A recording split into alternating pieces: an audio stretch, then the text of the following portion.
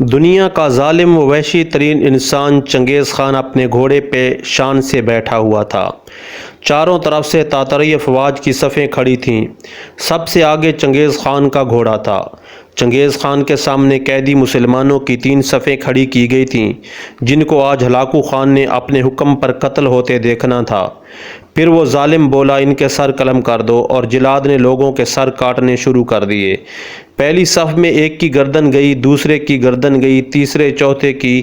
پہلی صف میں ایک بے قصور بوڑھا غریب قیدی جو اپنے گھر کا واحد کفیل بھی کھڑا تھا، وہ موت کے ڈر کی وجہ سے دوسری صف میں چلا گیا۔ پہلی صف کا مکمل صفایا ہو گیا۔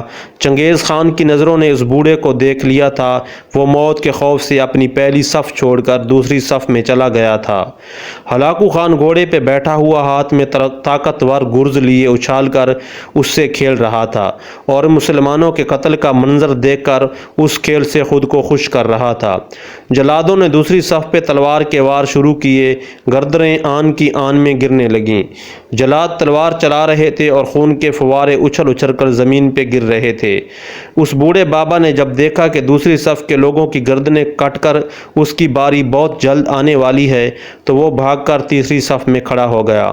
ہلاکو خان کی نظریں بوڑھے پہ جمی ہوئی تھیں۔ اب تو تیسری صف آخری ہے، اس کے بعد یہ کہاں چھپنے کی کوشش کرے گا؟ اس بے وقوف بڈھے کو میری تلوار سے کون بچا سکتا ہے؟ میں نے لاکھوں انسان مار دیے تو یہ کب تک بچے گا؟ تیسری صف پہ جلادوں کی تلوار بجلی بن کر گر رہی تھی۔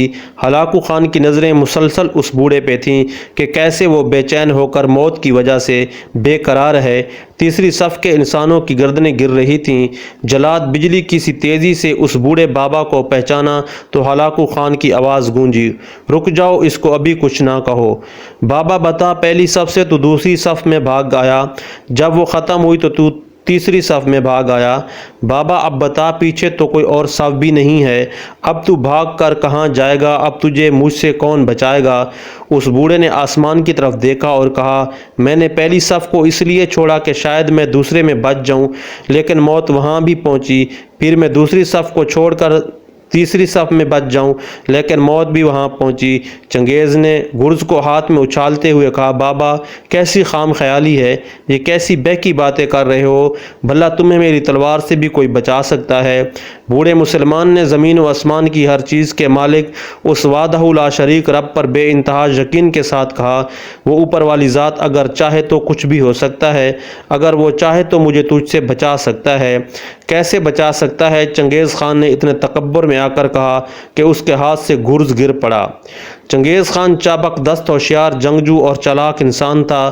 چنگیز خان گھوڑے کے اوپر بیٹھے بیٹھے گرے ہوئے گرز کو اٹھانے کے لیے خود کو جھکایا کہ زمین پر گرنے سے پہلے وہ اسے ہوا میں ہی پکڑ لے۔